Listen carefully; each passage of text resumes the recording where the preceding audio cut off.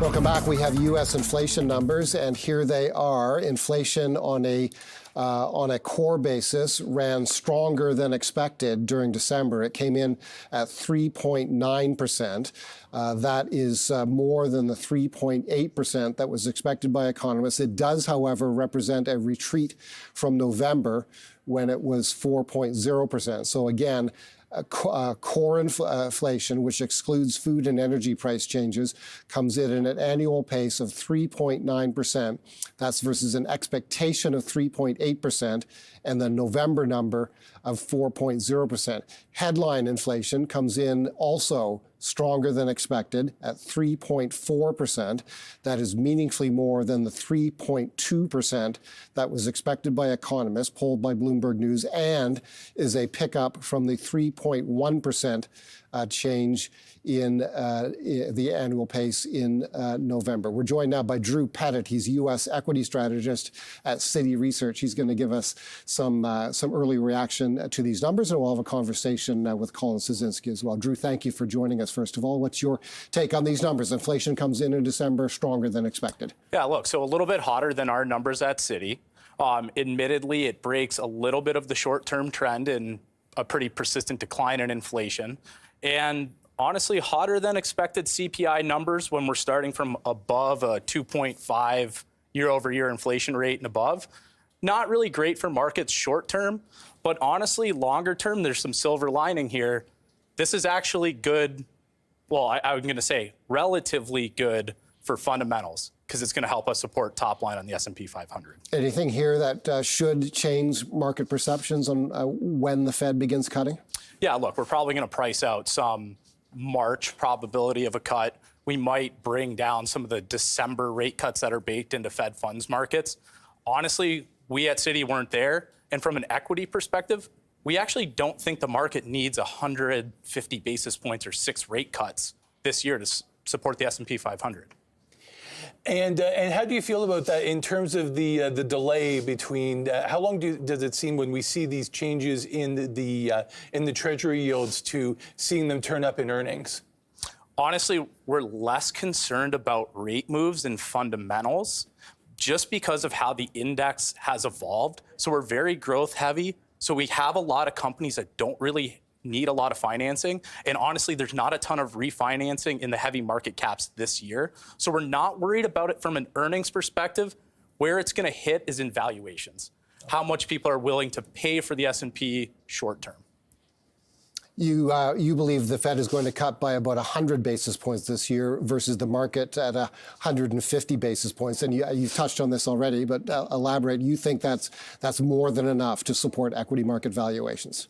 So I think the key is actually earnings growth. It's funny when we're talking about valuations and Fed cuts and interest rates, but when you're expecting 10% earnings growth, markets can shake off actually higher rates, not just less cuts than expected. So to us, if you have stronger earnings, it's okay if we derate. We actually think the S&P at 21, 22 times is a touch above fair value right now.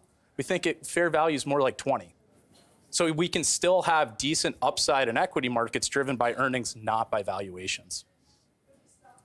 Yeah, right. So if we've got we have the inflation and the earnings coming in, and so Citi itself is set to report results tomorrow. How are you seeing the situation in the banking sector in well, not specific to Citi, but in general with what's happening with the banks, both say in the U.S. and to a certain extent, if you can, in Canada as well? Honestly, we're very positive on the financials this year. This is more driven by a resilient economy and honestly resilient earnings and credit outside of just this sector in general. So very positive on banks. We've actually we've had a long-standing underweight on banks. And admittedly, I'm more of a growth person. Show me secular trends. For me to come on here and say I like banks right now is pretty unusual. Just talk to my colleagues on that one, always fun. But honestly, a resilient earnings picture, higher rates here with a kind of flatter curve than we've had before, all supportive of financials. What do you think the declining inflation trend means for corporate earnings? So this is still a headwind when we're looking at 3.2% year over year. It's tough because we have wage increases closer to 4, employment cost index that runs a little bit above that. So what this means for earnings, so this is a headwind. What this means for companies is there has to be a maniacal focus on productivity. That's what has upside surprised in economic data, and that's something we often under-discuss when we're talking to economists, when we're speaking on these platforms as well. So this is going to force companies to be better on productivity gains, and we're very bullish on corporate America and S&P 500 companies that way. It sounds like you're bullish on U.S. stock markets for 2024. Do you have a target on the S&P 500? So 5,100 year end. We actually have a 4,800 mid-year target. So honestly, we just do not expect inflation prints. We don't expect macro data to be a smooth straight line. I think anyone with that perception has probably been bidding up this market really aggressively short term. We think pullbacks, the reaction we're seeing initially in equity markets right now, healthy to a report like this. And do you think that we may see a differentiation in the markets? Last year, we saw a lot of returns heavily concentrated in 7 stocks. What are you thinking this year in terms of market breadth of large cap versus small cap? And do we think most of the focus would be on a couple of sectors again, or more broadly based like we had at the end of the year? So we don't mind moving outside of the Magnificent Seven. We expect broadening in market returns. And if I was to put this really simply, I don't want to just sell growth because there's a lot of attractive structural trends there, but we want to buy cyclicals on pullbacks.